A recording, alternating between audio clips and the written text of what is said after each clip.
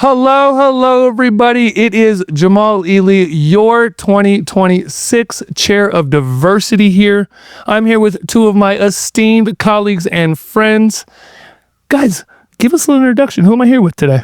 Yeah, I'm Brady McGill. I'm with the agency Las Vegas native, and I also moonlight as the president of Las Vegas Pride. And I'm the co-chair with Jamaal here for diversity this year. My man.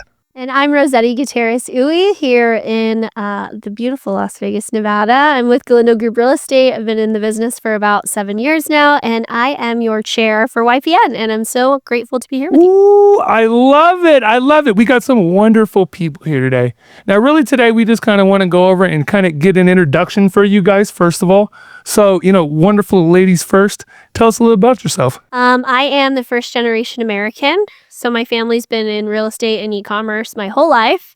I decided not to be a nurse and got my real estate license young when I was working in hospitality and started to fall in love with the process of helping first-time home buyers, helping people sell their homes and relocate. And somehow I'm crazy enough to still be here. So Ooh, wonderful. How about you, Brady? I love it. Yeah, born in Vegas. My family's here for a long time. Both of my parents went to kindergarten here, so my whole life, and some before that. I went into retail management. I ran Nordstrom, fashion show for a long time, and then a bunch of other retail jobs, and ended up with my friend, the broker at the agency, with my license a few years ago, and love it. Yeah, it all works together. And I also have been running Las Vegas Pride for the last 17 years. So my passion project on the side, unpaid, but creating community here, and grew up with Las Vegas and excited for this diversity chapter. I love it. See, Brady here is a glutton for punishment. He just takes volunteer job after volunteer job. God bless your heart, man. It's true. I can relate. So obviously last year, me and Roszettie were in as vice chairs. This year, you're the chair of YPN. What a great organization. What are some of the things that you're going to be focused on and you help bring to this next year as the oncoming chair?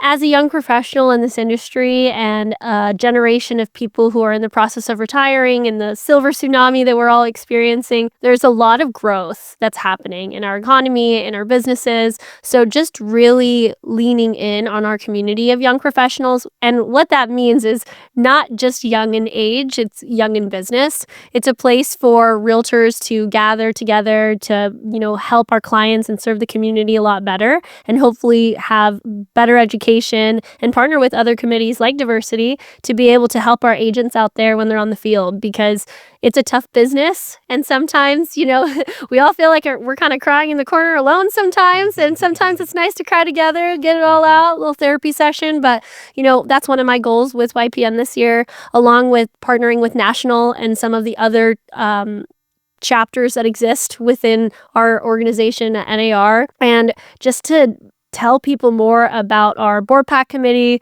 and exactly what the 10 for 10 pledge does for our industry and the future that we're building here in Las Vegas.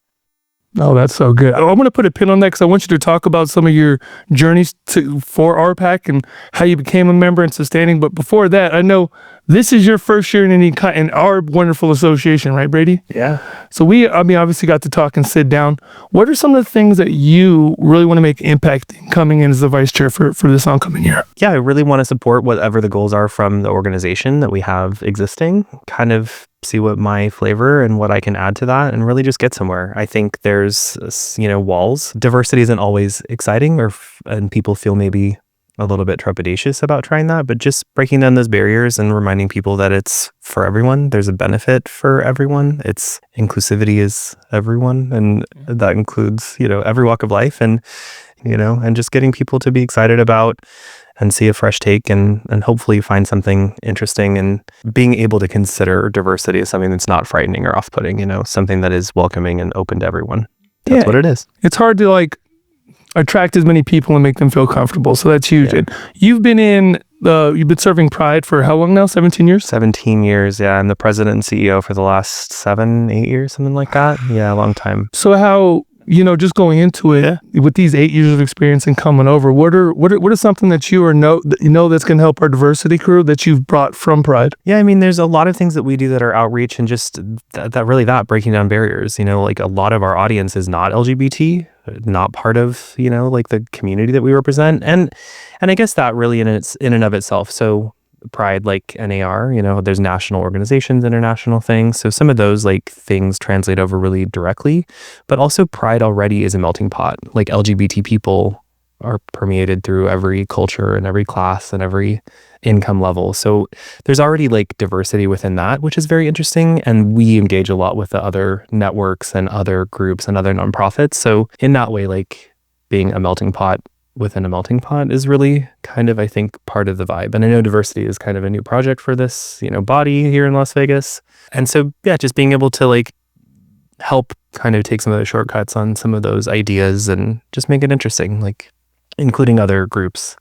All of the diversity groups, YPN, some of the other groups that are here, ARIA, like there's things that automatically like are already like good energy that'll play a lot together and yeah, growing from there. It helps that we're in Las Vegas too. Las Vegas is very so diverse. Like 100%. all the people are coming from everywhere.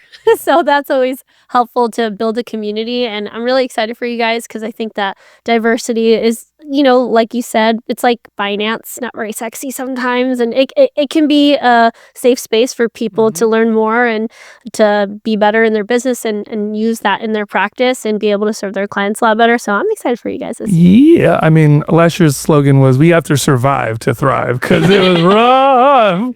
So we have, I mean, obviously going to the next year, I know we've already had our discussions, but just obviously increasing the amount of people get there. You mentioned RPAC. And I saw that you have this wonderful parking space out, I parked in the investor parking today. I'm really excited first time. But that is so important because if you don't, a lot of people who aren't at the association every day, who don't even understand the advocacy that we support and some of the things that we can, pertain. What are some of the reasons that you started the pact, basically started to donate to our pact? And what are some of the benefits that agents can see? Yeah, so Realtor Political Action Committee is what RPAC stands for.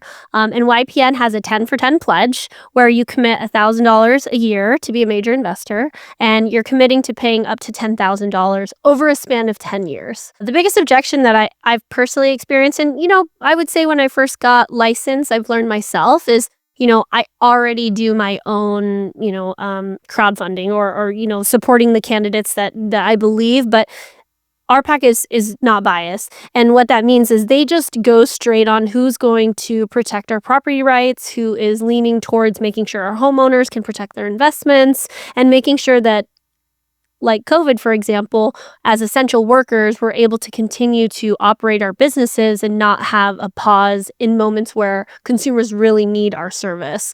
So learning more about that has been a really great journey for me because you're watching these action dollars, make sure we don't have rent control and make sure that, what is being implemented or passed over legislation gets heard is the biggest thing. And I think the misconception also is just that you have to be a major investor or you have to donate the $1,000 and there's packages up to $50,000 if you're feeling generous. But it starts with not unchecking the $50 box when you renew your dues. Because if everyone were to check it, the $50 box, we wouldn't need other incentives to be able to help these candidates make sure that homeowners in the valley are not going to get ran over by big companies or, whatever that means for each state individually. But for Nevada, rent control was a really big thing. I know that Nevada Realtors did a big campaign program to make sure that didn't go through. So really just being more involved and learning exactly what your homeowners are experiencing allows you also to be able to help them in situations like that. 100%. And I think that's when you really start to participate, even on a national level or a local level. I mean, I think you might have been on it too, but we had about 62 bills that went in for legislation. And a lot of the big bills that help and further our industry were in those bills. We didn't get a lot passed, but it was more than we've had in previous legislations. And you would never know that when people start participating in the business, participating in the industry, you really start to figure out like you're not only just your responsibility, but your ethical responsibility to protect the consumer, protect your business, and protect the R that we all stand for. So I applaud you because this is your first year, right? Yes, this is my first year. I survived the first year.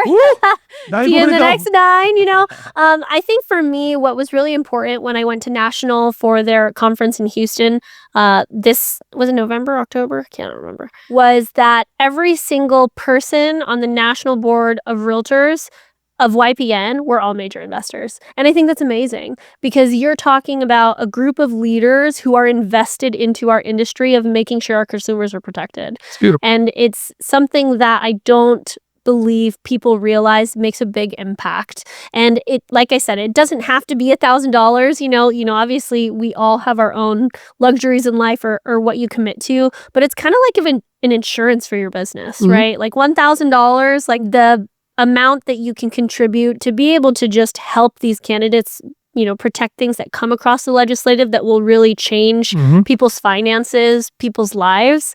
I think it can make a big difference. And that's the reason I bring it up, because it is so important for us as not only members of diversity, but diverse people in our community. A lot of these structures and help people of, means that they can't. We just had another program that awarded $20,000, and they literally put that for first responders, for all these different people that, they don't have to be teachers. They don't have to be police officers. They open it up, and that was one of the legislation that we pushed forward because there is an affordability problem. So I would say, just for people who don't donate, who do everything else, I would say, hey, look, just don't uncheck the box, but do your due diligence. You don't have to donate in the first year. I was one of the people who unchecked the box. What is this $50 going to? But the thing is, well, why is that on the box? And then I started showing up. I started listening.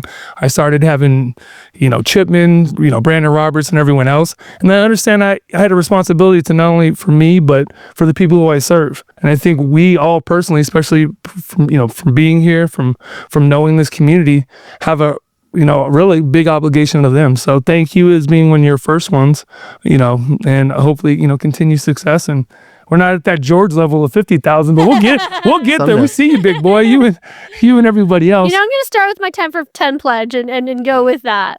No, I think it's just, we bet on the Lakers game, and that they're going to win. Like, we're talking a city filled with entertainment and opportunity, and the $50 checkbox is like how much you spend in all you can eat sushi. 100%. So it's just kind of like one of those things where, it just needs to be explained, but you got to go where it's being explained. Like for me personally, I went to a political committee meeting, and wow, did it change my life. I think the mayor was there that day, but and I've popped in and out of some other committees as well. And I think for the realtors that are watching this, it's like, you're going to jump from committee to committee, and one day you're just going to be like, this is it. And even if it's not it for the moment, you always learn, you always take away something that can better your business, and you get to meet really great people, and they're giving back to their community too. 100%. 100%. And that's another thing, I'm glad you mentioned that. I was one of these people who did not come into LVR, was not a big committee person. Just come. We have a really good opportunity where at the beginning of the year, you get your choice of everything, and this is the first introductory to get into any of these committees. Listen, I'm not a crazy person. I don't sit here all day. There's other things that I like to do, but there have been so many well thought out, wonderful committee meetings that I've gone to, and it's literally helped me implement something in my business. Let me go and take something back to my clients, my sellers, my buyers. I want to go into something, obviously about diversity. Being a diverse agent in this community, what are some of the things that you guys have faced? Yeah, I just in general, like helping people that are out in our community that either may not have a leg up or may not have the same advantages, maybe disadvantaged, maybe coming from a different background. I just did a deal with somebody who is low income. Their partner is not documented, so they're legally married, but that's a challenging thing to get over some of those hurdles and get some financing. And yeah, just being able to approach those things head on and be open and honest and be a safe place for our clients, is really important, right? We're not maybe even getting to know some of these people all that personally well, but we are dealing with a very important, very personal, life-changing experience for them, part of their life. And so just having that understanding and sensitivity and care that we're doing those things, and being able to have the resources and access to other people that have navigated these things before, or know about a program, or have resources available, because they are available, but those resources aren't always known, right? Even if there's great expenses being put into advertising or getting some of these things out into the community hands, sometimes we're where they're interfacing, right, to those actual issues and those people out in the community. So being able to come back and be a diverse wealth of knowledge for different programs and different communities and different challenges that people face. Language is a barrier, having Google Translate on your phone, the different finance programs, having a lender that has the programs that can do home as possible, as opposed to just letting them fend for themselves. Like being able to like be resourceful and be a wealth of knowledge and meet people where they're at and ask questions more, like just being open to that, I think is really helpful. There may be agents out there that may have this fear or trepidation about like approaching some of those topics, but always like asking the question and being receptive and caring and careful, I think is always the way to approach any of those topics. And it lends well for me. I'm lucky to have referral business that ripples out from those interactions, especially because now you've helped somebody navigate something and it feels like you've provided extra service. So those are always like things that, pay dividends off. I obviously experience the world with a level of privilege that, not always, people that experience that don't always notice that, right? Like it's not something that's on the top of your mind when you're walking into something and being advantaged and other people walk into that same situation disadvantaged. So for me, I may not face a lot of diversity, but I'm constantly reminding myself to put myself in the shoes of the people that I'm helping, and trying to, advocate for them, right? No matter what that means. But I love it. I think you said it perfectly. Caring and careful. Yeah. I like how you put that. Caring and careful is a really good way to put it. I don't think you're not part of the problem. I love you, Brady. Yeah. We love each other. I try. I promise to do my best. Yeah, Scout's honor. That was just so beautiful. I was like, wow, that was great. But I've been doing it a long time, but that I think that trying something new and putting yourself out of your comfort zone. Go to a cultural festival. Like go try to do something that puts yourself into a different audience and a different community as often as you can. Commit to doing it once a month. You'll have so much fun. You'll meet so many people. You'll expand your audience and you'll do business. I mean, that's the other side of all of this. Like going to dinner somewhere different, tip, leave your card and tip somebody, like get to talking to somebody. You never know who. I sold the house of the person who runs the storage unit for our Pride storage, like because I mentioned that I'm a realtor, right? You never know where you're going to meet somebody. So, but yeah, put yourself out there. Like, go somewhere new. Yeah. I know, right?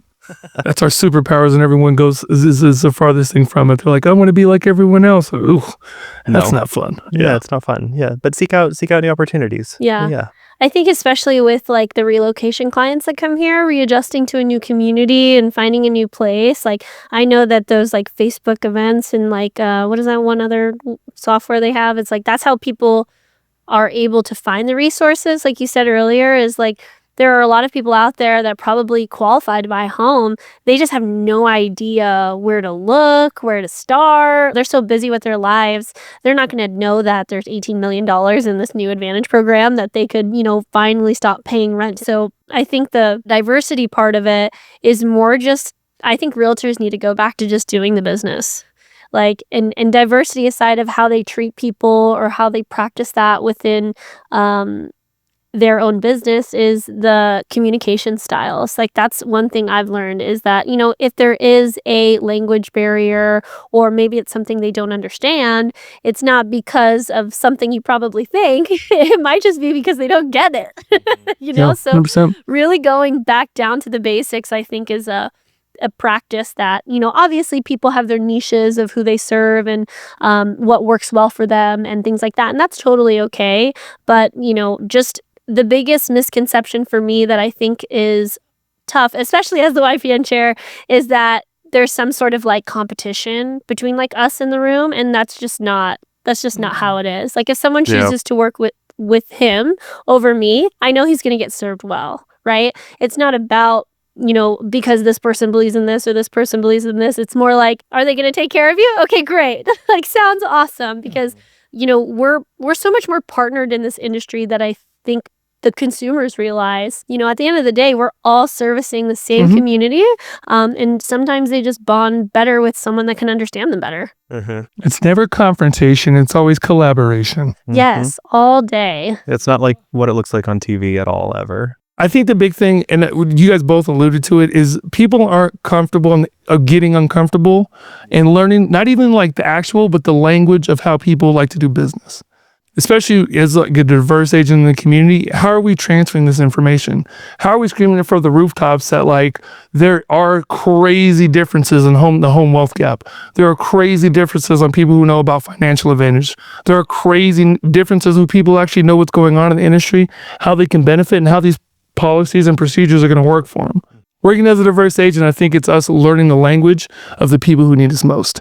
Yeah. Building trust. It's so tough, like, to meet, especially people from the internet, people that are new, people you are referred to, like, and developing that trust. And the same from fashion, right? You tell somebody that something doesn't look good on them, like if it doesn't, like be honest with them, that builds so much more trust. And by being able to like confirm your understanding with people and make sure that they're on the same page with you and that they really are picking up what you're putting down. And it is that there's so many people that and there's so many scams. Right? So many scams, especially for rentals. There's so many scams in rentals, and it's very unfortunate. And I think there's a lot of like Facebook marketplace stuff with real estate that, you know, I try to advise my clients, but consumers that are just out there, you know, they don't know any better. They don't know, you know, they get a different algorithm than we do. They don't even see all the stuff that we see. So it's just hard to navigate what is real, especially with AI. Yeah, but hopefully being able to navigate that and break it back down and find that trust point with people and get them to, you know, see, because fixing that wealth gap thing is really, you know, the generational wealth things from that, like being able to really like get started in a home, like, and how to do that the best, I think is really, especially with first time home buyers, young people, I'm really like trying to make sure they get it. I'm like, I'm trying my best without, How do I explain compounding interest and short-term pain, long-term gain? Woo. Start now. Definitely something that has to be rectified on our part, and we have to give people understanding more about what's important and what a real realtor looks like. Trust in the industry. But exactly. You're establishing it now. I think as an industry, we have to figure out how to navigate that and rebuild that. And the TV shows aren't helping. TikTok's not helping, the internet. And there's no shortcuts to wealth. There's no shortcuts, but there are strategies. But I think like, as far as like an agent goes, especially a newer agent, it's like, don't take it personal. Like they just don't get it sometimes, you know, maybe they come from a different background that they don't relate, like they don't understand what you're saying to them. It's not like what you're doing is wrong, but coming to committees where you can learn more about your practice and how you can develop that can allow you to go out there and serve clients so much better, have so much more emotional intelligence, and not take things personal, because it's a very tough business when someone's yelling at you, you're calling them, you're like hanging up, like, I'm so sorry. But those stories of when we succeed and when we overcome something for somebody are great to retell, and like hopefully those clients are around to retell those stories for you as a review, and if not in person, or have those anecdotes to be able to tell people how you saved somebody $20,000 on down payment assistance, or got a deal on a new home. My thing is, this is my personal opinion, so don't hit me out on it, but my whole thing as agents is we have to realize that we're not the main character in our story. We're supporting characters. Say it again, Jamaal. We are supporting characters in someone else's biggest decision, their biggest life thing. And I feel there's far too many agents who it's the other way around and they think they're superheroes and they got capes on. And I feel like we need to get back to that. And that actually is a great transition towards this, okay? Last question, guys. If you were able to go back to yourself at orientation for LVR, what would you tell yourself? This is kind of more of a plug than anything else, I guess, but we're looking to be at the orientations and table outside and just make people aware that these committees and these groups are available within the network. I think that when people are coming in, maybe they have a brokerage they're going to, but maybe they don't. And having at least these committees and some friendly faces to show not just diversity, but the care and support and systems that are here, because the industry and this association really does have people that care about what's happening here, the quality of what we produce, the culture that we create for the people that buy homes, but the realtors that are also part of these networks. Like, I think that's really important to know. And anybody that thinks that there's not culture or community in Las Vegas, I think just needs to meet the right person and having that friendly face and warm open and come to a committee, come to something. Like, so you would sign up for a committee in your first orientation? Yeah. Well, and having those friendly faces, being that friendly face for someone and having an open door and engaging people to come and do something. But get involved, like come participate. You'll learn more. It's a shortcut to all the things that we're talking about. If I would go back to my orientation, to be honest, I would lean way more into certs, getting like my accredited buyer's representation, getting my military relocation, because the association does some deals. Yeah. y'all. And y'all don't be reading your emails because there's deals where you can be getting these certifications, education to be able to enhance your business, to make more money, and to just lean into how to serve people better, because real estate is forever evolving. And with the advance in technology and the way that we practice, and dancing on social media gets you leads, like it's just such an amazing time period that we're in. So I would lead into that, because I think when you become a realtor, most people become a realtor because they want to make money. That's just the reality of it, which is why over the first the first year, first 5 years, like they're not there. So find someone you can learn from and just really lean into it, because it's a tough business, just like any business that you operate.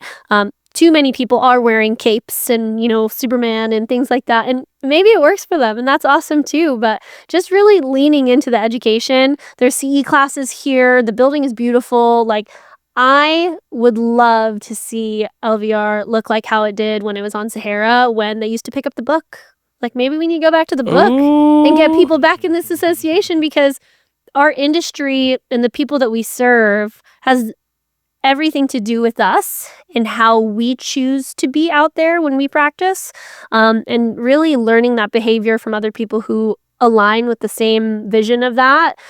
Just really getting connected with the association and just learning more and taking away whatever you believe. It doesn't always have to be the same as everyone else in the room, but what you can relay to your clients when they're making the biggest financial decision of their life. Ooh, I love that. Mine's easy. I'm just going to steal a Jen Sincero quote. Believe in yourself. I am the sky. Everything else is just the weather. So, yeah, I'm excited, guys. I think this was really good. Before we leave, YPN, when is your first meeting? And when I'm obviously be there. I can't wait to be there. Okay, our first meeting of the year. I am so excited to have Jolie Waldeck as our vice chair for 2026. Shout out for Jolie. And it's February 12th at 1 p.m. Classroom A. We will have a lunch sponsor always. You can always count on lunch for YPN.